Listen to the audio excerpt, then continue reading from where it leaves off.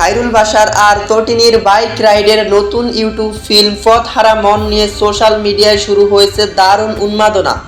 তবে এই স্পেশাল প্রজেক্টটি কবে রিলিজ করা হচ্ছে তা জানতে ভিডিওটি শেষ পর্যন্ত দেখুন।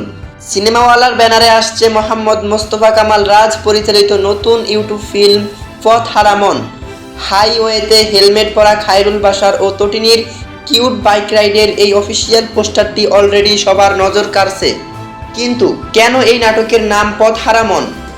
এটি কি শুধুই কোনো লং ড্রাইভের মিষ্টি গল্প, নাকি এর পেছনে লুকিয়ে আছে হারিয়ে যাওয়া কোনো অতীত? জাকিয়া হোসেন তৃষার গল্পে এর স্ক্রিপ্ট সাজিয়েছেন আসাদ জামান ও রাজ নিজে।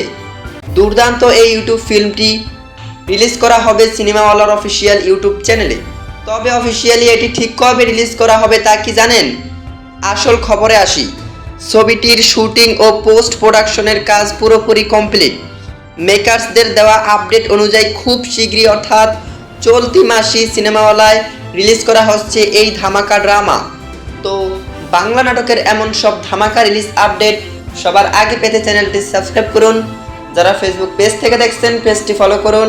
ধন্যবাদ।